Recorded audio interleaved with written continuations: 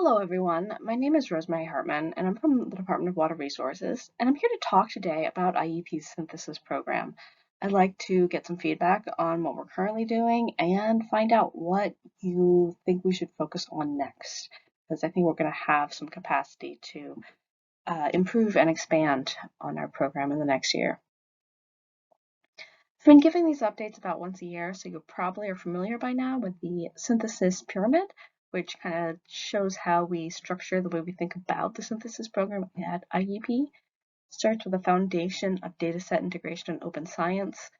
From there, we can put together synthesis teams to tackle specific questions and then distill it down to information for management decisions. So the bottom of the pyramid, which includes open science and data integration, is a really foundational part of how to do synthesis. And a lot of that work is being done by the IEP Data Utilization Workgroup.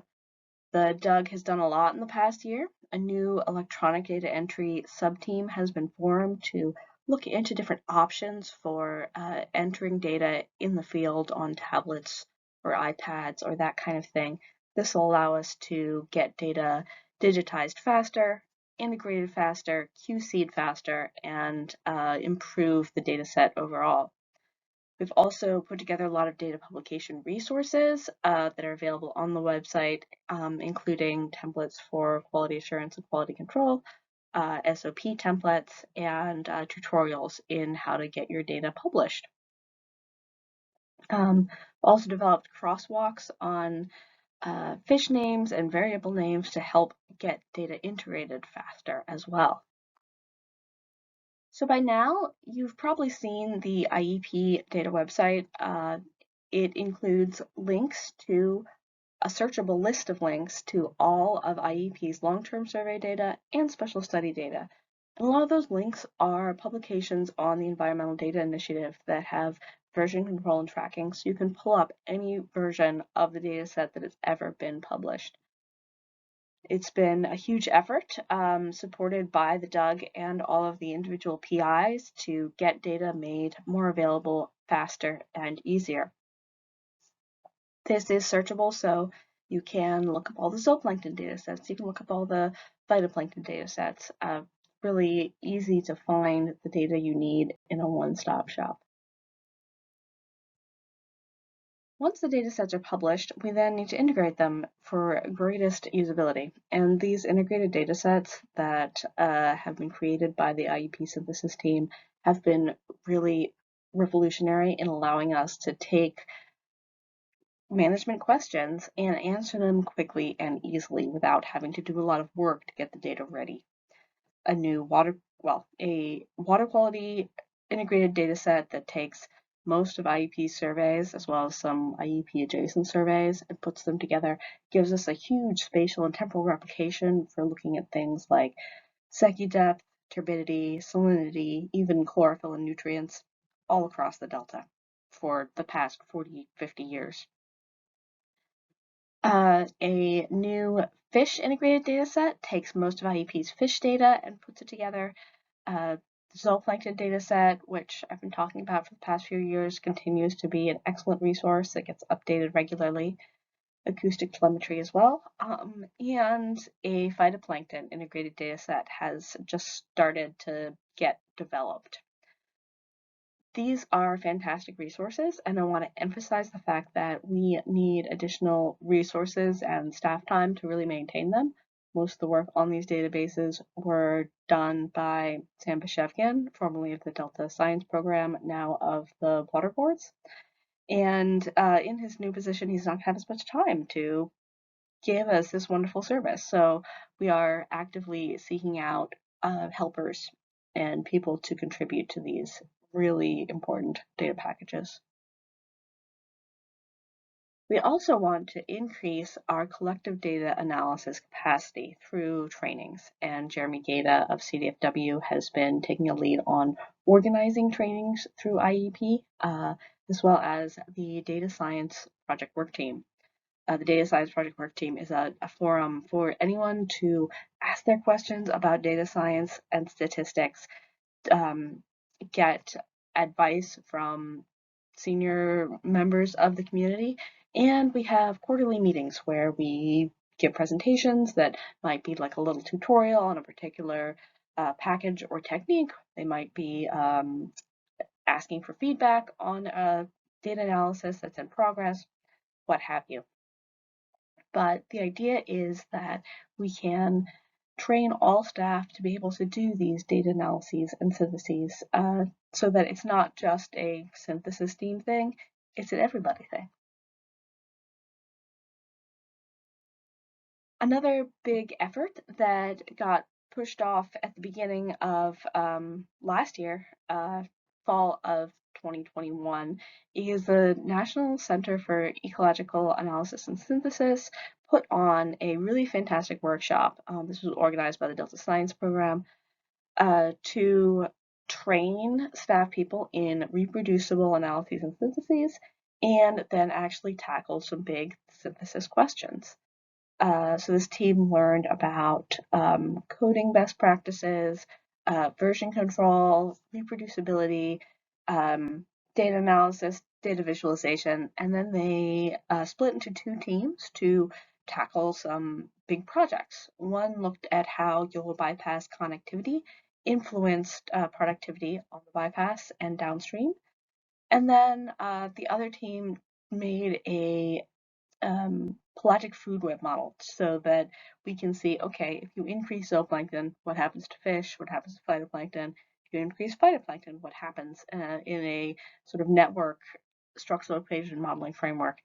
It's very, very cool, very exciting to really start to get a big picture look at our ecosystem. The synthesis team has also been participating in many of the reviews of our long-term monitoring projects. In 2020, a pilot project looked at some of the open water fish surveys, and they developed a lot of techniques that's going to be really useful in evaluating other surveys as well. Several of those manuscripts are currently in press or will be published soon on things like how to evaluate changes in sampling effort. How do you group fishes so that you can figure out whether you're accurately tracking changes over time? How do you compare catchability between surveys? There's also a project looking at a sort of power analysis of our existing zooplankton study to see what types of questions we can answer using those surveys, and a similar look at the 20 millimeter survey. We also are continuing to work on communication forums. One thing that we've launched in the past year, largely thanks to Christine Job from CDFW, is a blog on the IEP website where we highlight different synthesis projects and synthesis topics. I've recently been doing a series of sort of underutilized data sets to try and increase their interest in looking at some of the data that we've been collecting for a long time, but we don't always analyze. The synthesis team is also helping out with many of the decision tools that are really being used to make management choices.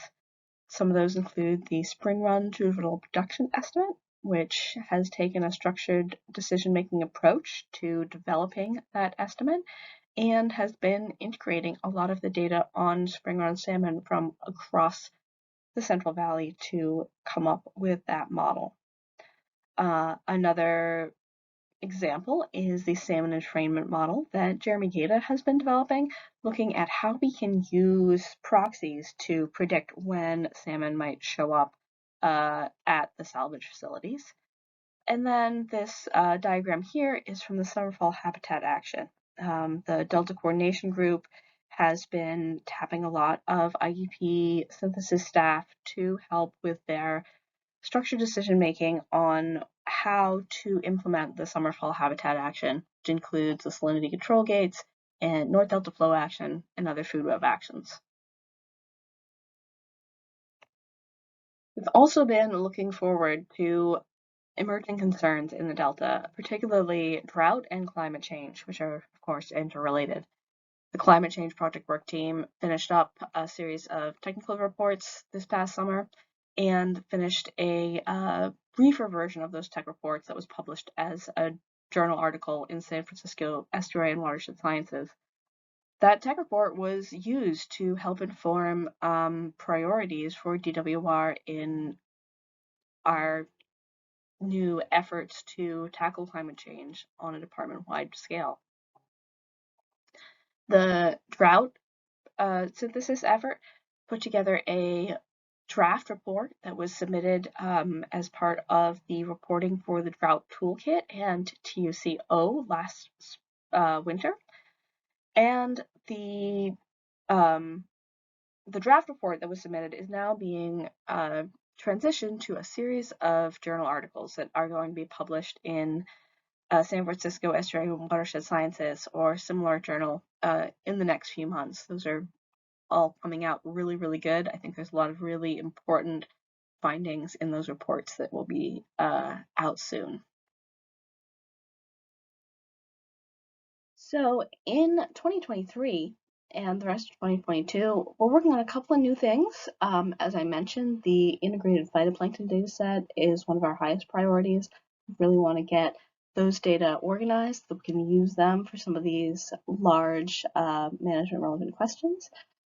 There's also a project led by Shruti Khanna of CDFW doing niche modeling of submerged aquatic vegetation, trying to figure out where we might see vegetation established in the future. I mentioned the review of the 20 millimeter survey and the zooplankton power analysis earlier. Hopefully those will help better strategize when and where we should increase our sampling or decrease our sampling to improve efficiency. There also was several years ago a synthesis effort looking at our native cyprinids. These are really underutilized, underappreciated fishes in the Delta. They're not listed, but they are a really important part of our native fish community, and we don't know a lot about them. There was an effort, as I mentioned, several years ago to start a synthesis of our cyprinid data. It went on hiatus for a little while, but the Resident Fishes Project Work Team has picked it up again and is starting to look through that data. I'm also very open to new ideas. One of the hot items for the future is maybe taking a look further upstream at salmonids and how drought is affecting the broader ecosystem. Also looking to see if we can better extract the impact of our management actions from the impact of extreme weather conditions. But the drought synthesis effort in particular is wrapping up. We're hoping to have all of our final products done by the middle of next year, giving us time to think about some new things. So I look forward to your feedback and your ideas. Thank you.